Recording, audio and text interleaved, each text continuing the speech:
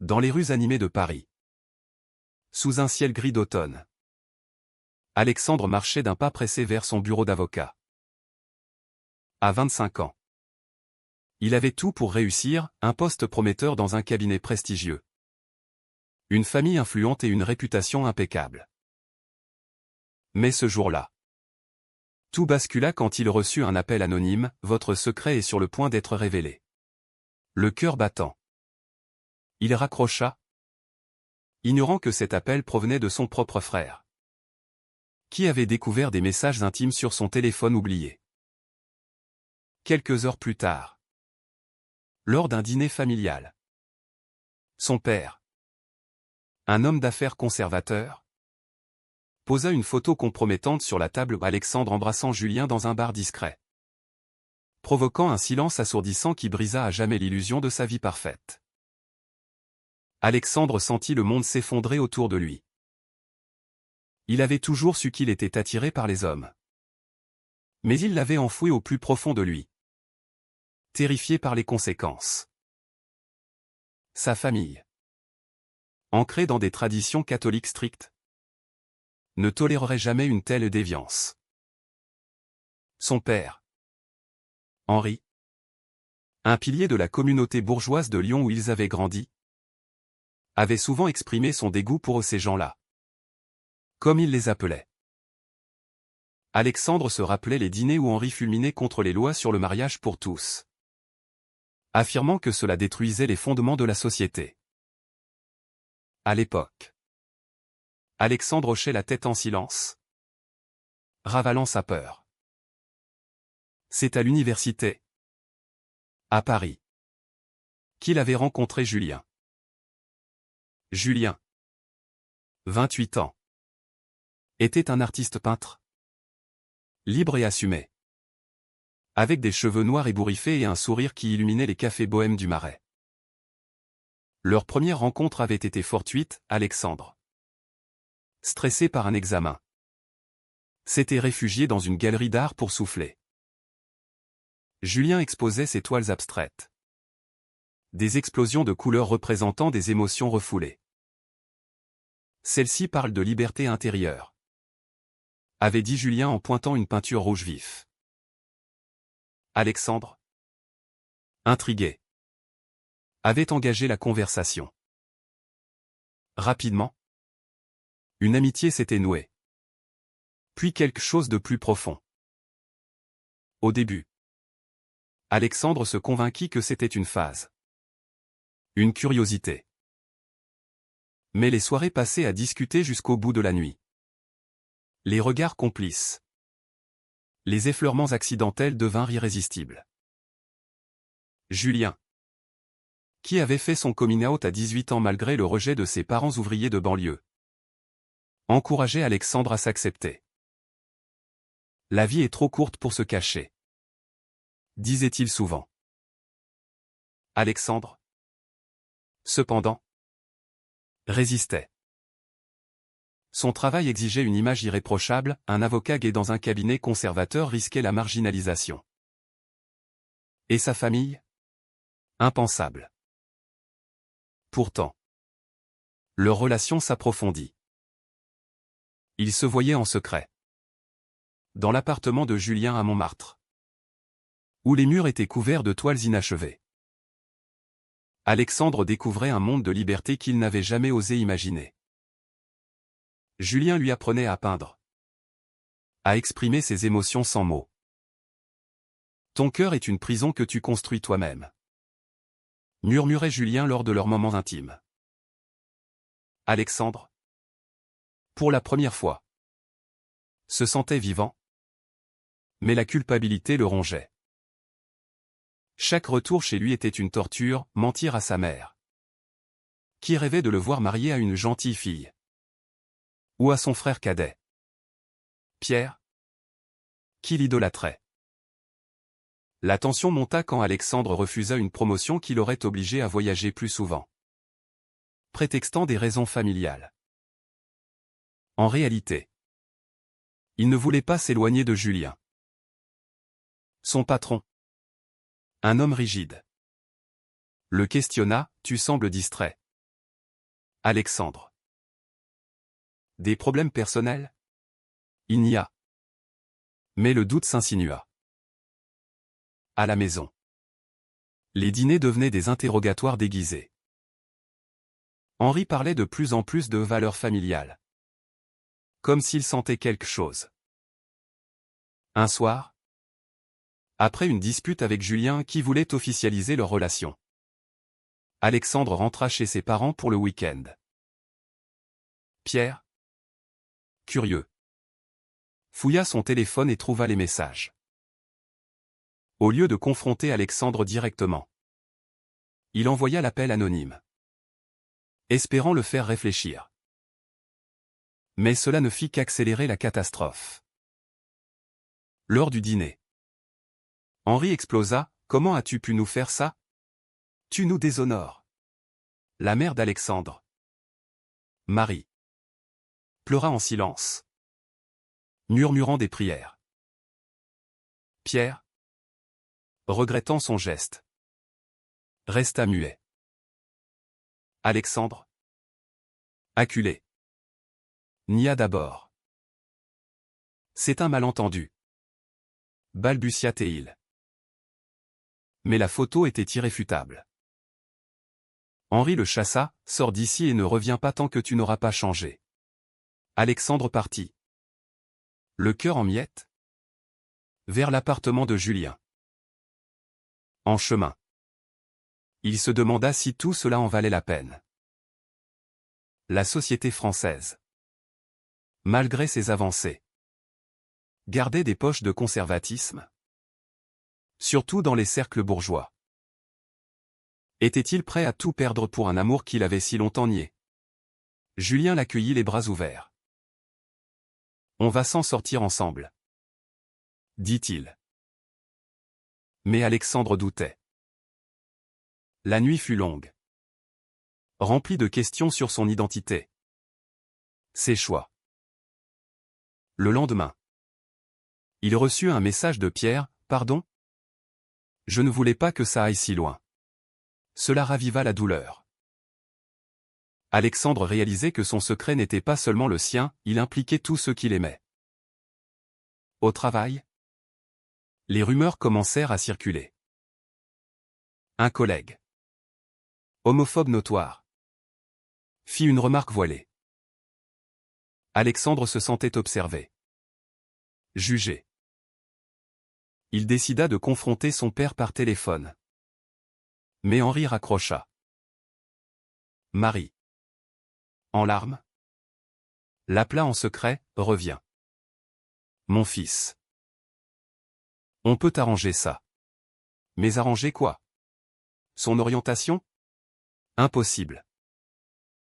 Julien, sentant la fragilité d'Alexandre, proposa de partir en week-end à la campagne. Pour réfléchir.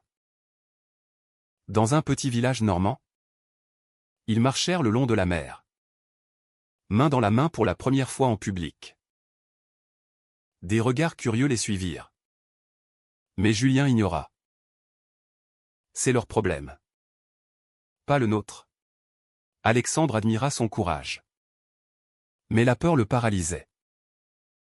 De retour à Paris, il reçut une lettre de son cabinet, une mise en garde pour comportement personnel affectant la réputation. La pression montait. Alexandre devait choisir, renier Julien pour regagner sa vie d'avant. Ou assumer et affronter les conséquences. Alexandre passa les jours suivants dans un brouillard d'angoisse. Il évitait les appels de sa famille, se concentrant sur son travail pour ne pas sombrer. Julien, patient, tentait de le soutenir. Mais les fissures apparaissaient. « Tu ne peux pas tout porter seul, » disait-il. Alexandre, rongé par la culpabilité, se demandait si son amour pour Julien valait la destruction de sa famille. Pierre, son frère, envoya un message, « Viens me voir.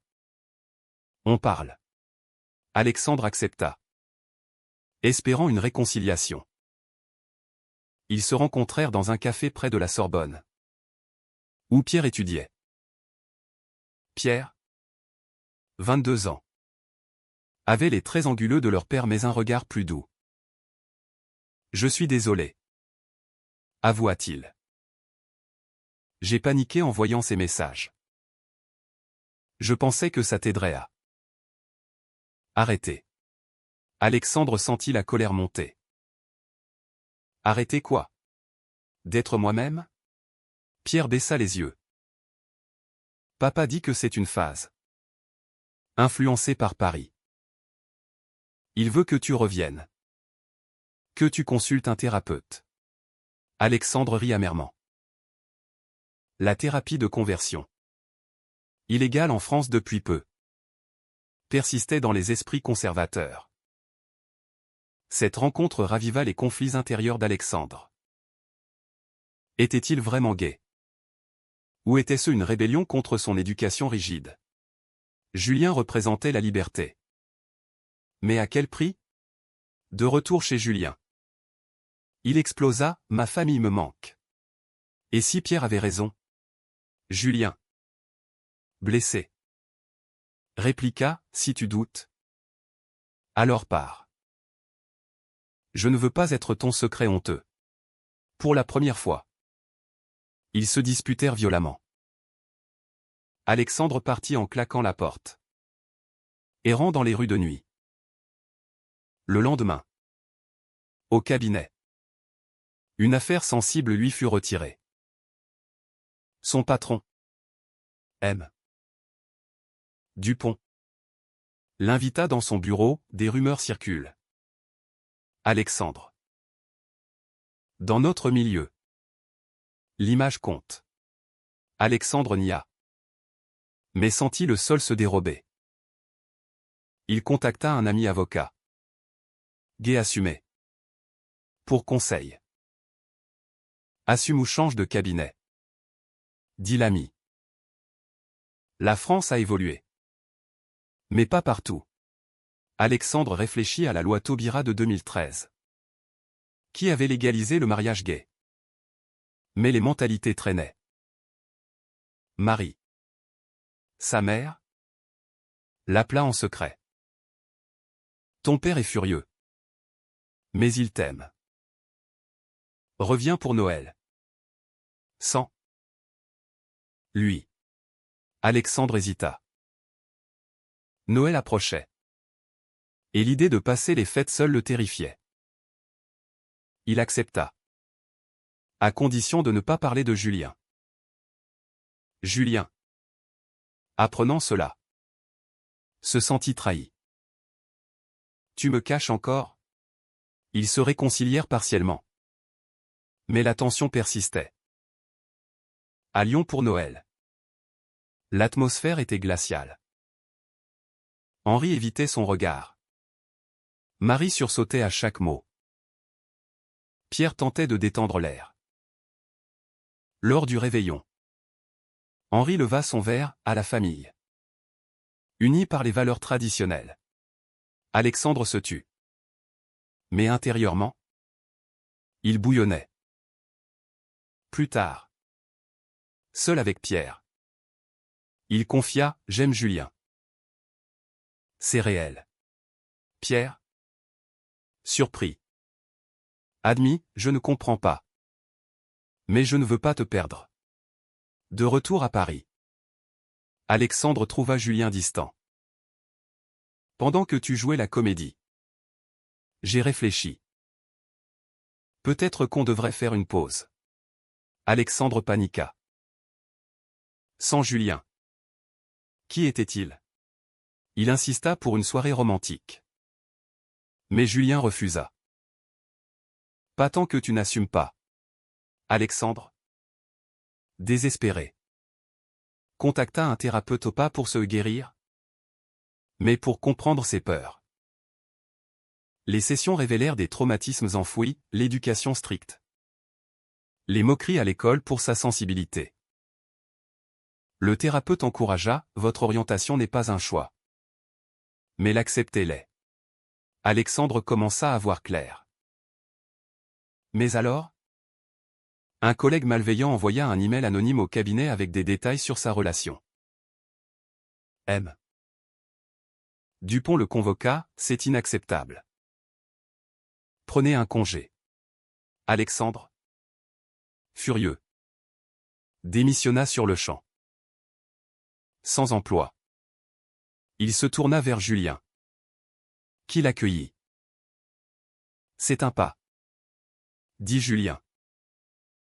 Ils passèrent des jours à reconstruire. Mais Alexandre reçut un appel de Henri, ta mère est malade. Reviens. Était-ce un piège? Alexandre partit, laissant Julien inquiet. À l'hôpital. Marie avait eu une crise d'angoisse. C'est à cause de tout ça, murmura-t-elle. Henri, présent, confronta Alexandre, choisis, ta famille ou cette vie de péché. Alexandre, déchiré, resta pour soutenir sa mère. Pierre le défendit, papa. Les temps changent. L'amour est l'amour. Henri explosa, pas sous mon toit. Alexandre, pour la première fois, répliqua, alors. Je pars pour de bon. Mais en voyant les larmes de Marie, il hésita. Il promit de réfléchir, rentrant à Paris le cœur lourd. Julien, sentant le doute, proposa, allons manifester pour les droits LGBT. Ça t'aidera. À la marche des fiertés. Alexandre se sentit submergé par la foule joyeuse. Des regards hostiles de contre-manifestants le firent trembler. Mais Julien le serra fort. C'est notre combat. Pour la première fois. Alexandre embrassa Julien en public. Un acte libérateur mais terrifiant. Pourtant. Le lendemain.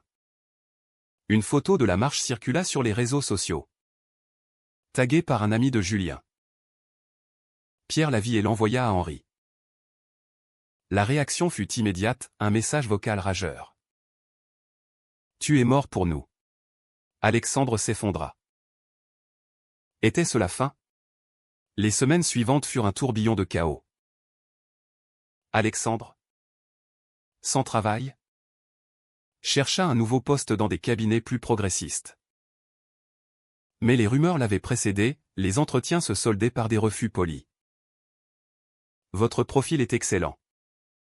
Mais Julien, pour subvenir, vendit plus de toiles.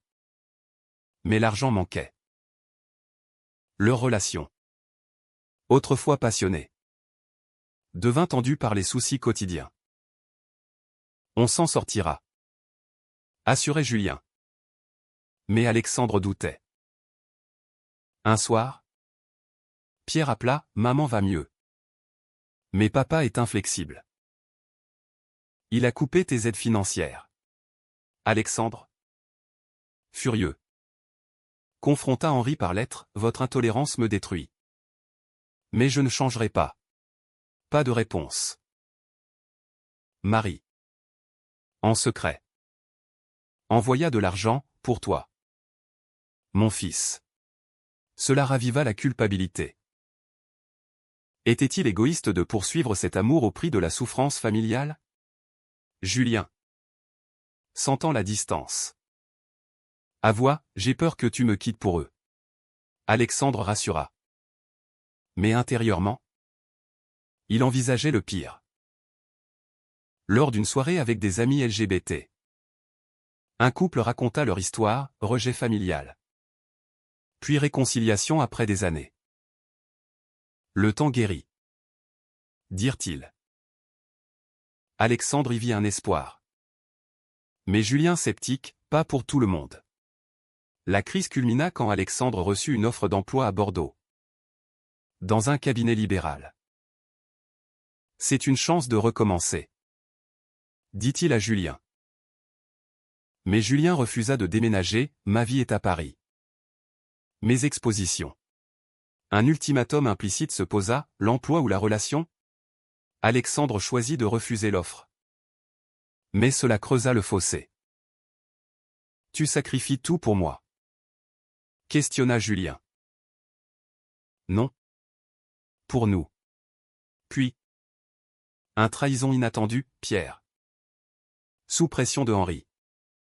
Révéla à Julien que Alexandre avait envisagé une thérapie pour plaire à sa famille. Julien.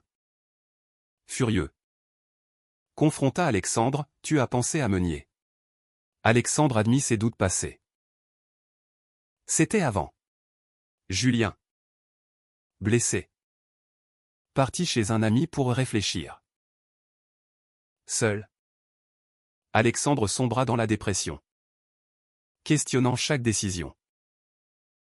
Il contacta son thérapeute, suis-je condamné à choisir entre amour et famille? Le thérapeute répondit, parfois. Les choix définissent qui nous sommes. Alexandre décida d'affronter Henri en personne. À Lyon, la rencontre fut explosive. Henri, tu détruis notre nom. Alexandre, votre haine me détruit plus. Marie intervint, arrêtez. Je veux mon fils tel qu'il est. Pour la première fois. Elle défia Henri. Pierre soutint, papa. Évolue ou perds-nous tous. Henri. Choqué. Se tut. Alexandre rentra à Paris. Espérant. Mais Julien n'était pas revenu. Il le trouva dans un bar. Ivre. Je t'aime. Mais ça fait trop mal. Ils parlèrent toute la nuit. Révélant peur et blessure. Julien avoua son propre rejet passé, mes parents m'ont jeté dehors. Je ne veux pas revivre ça. Alexandre promit, je t'assume pleinement. Leur réconciliation fut passionnée. Mais fragile. Alexandre trouva un job freelance. Modeste mais aligné avec ses valeurs. Il rejoignit une association LGBT. Militant pour les droits. Lors d'une conférence. Il parla de son histoire. Anonymement d'abord. La société française. Avec ses lois progressistes. Offrait un cadre. Mais les préjugés persistaient dans les familles. Les emplois. Un jour, Henri appela, ta mère insiste. Viens dîner. Seul. Alexandre refusa, avec Julien ou rien. Silence. Puis. Marie, amenez-le. Le dîner fut tendu. Henri bougonna. Mais toléra. Julien charma Marie avec son art. Pierre engagea la conversation. À la fin. Henri marmonna, je ne comprends pas. Mais tu es mon fils. Un pas minuscule. Mais un pas. Pourtant. La paix était précaire. Alexandre réalisa que l'acceptation n'effaçait pas les dommages. Les mois suivants. Il lutta avec des crises d'anxiété. Julien avec la jalousie résiduelle. Leur relation. Forgée dans le feu. Devint plus forte. Mais à quel coût? Alexandre se demanda si le prix de la liberté valait les cicatrices. Lors d'une exposition de Julien. Un critique conservateur attaqua, art influencé par une vie dissolue. Julien défendit, mon art est ma vérité. Alexandre. Fier. Le soutint publiquement. Cela attira des menaces anonymes. Rappelant les dangers persistants en France. Malgré les protections légales. La haute tension culmina quand Pierre révéla un secret, il était bisexuel. Inspiré par Alexandre. Tu m'as donné le courage. Henri. Apprenant. Explosa à nouveau. Mais cette fois. Marie et Alexandre unirent leurs voix. Henri. Isolé. Commença à questionner ses croyances. Avec le temps. Les blessures commencèrent à cicatriser. Mais pas sans effort constant. Alexandre et Julien emménagèrent ensemble dans un appartement plus grand à Belleville, symbolisant un nouveau départ. Alexandre reprit un poste stable dans un cabinet inclusif, où son orientation était un atout pour les affaires de droits humains. Julien, boosté par l'exposition, gagna en reconnaissance, ses toiles se vendant bien. La famille resta un champ de mines. Henri, sous l'influence de Marie, accepta des visites sporadiques. Lors d'un anniversaire, il serra la main de Julien. Un geste maladroit mais sincère.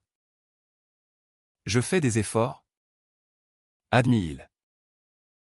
Alexandre, ému, vit un espoir. Pierre, assumant sa bisexualité, devint un allié précieux, organisant des discussions familiales. Pourtant, les conflits sociétaux persistaient. À une manifestation contre l'homophobie, Alexandre et Julien furent confrontés à des contre-protestataires violents. Un jet de projectile frôla Julien, rappelant la fragilité de leur sécurité. Alexandre, enragé, porta plainte, militant plus activement. On ne peut pas se taire, dit-il. Intérieurement, Alexandre luttait toujours avec les motins haussés. Avait-il le droit d'imposer son choix à sa famille? Julien, de son côté, questionnait, et si on adoptait un jour? Cela raviva les peurs d'Alexandre sur la parentalité gay en France. Avec ses débats houleux. Un tournant vint quand Marie tomba vraiment malade. Un cancer diagnostiqué. Alexandre et Julien accoururent. Henri, vulnérable, les remercia, merci d'être là. Pendant les traitements, ils se relayèrent. Julien peignit pour Marie, apportant de la couleur à l'hôpital. Henri, observant, murmura à Alexandre, il est bien pour toi. Une acceptation tacite, née de la crise. Après la rémission de Marie, la famille se resserra. Pierre amena son partenaire. Un homme, testant les limites. Henri grogna mais toléra. Alexandre réalisa que le changement était lent. Douloureux. Mais possible. Pourtant, les dommages étaient profonds. Alexandre souffrait de cauchemars sur le rejet initial. Julien de confiance ébranlé. Ils consultèrent un thérapeute de couple, apprenant à communiquer. L'amour demande des sacrifices, conclurent-ils. À la fin, Alexandre se demanda si tout cela en valait la peine.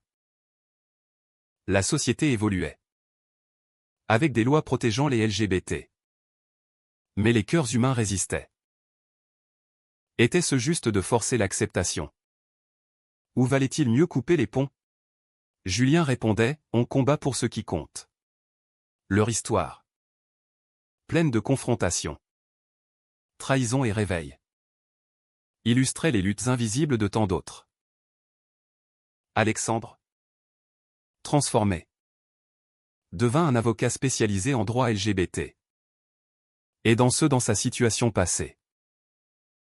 Mais au fond, une question persistait, est-il moralement juste de prioriser son bonheur personnel au détriment de la paix familiale? Ou le vrai péché est-il de nier sa vérité pour plaire aux autres?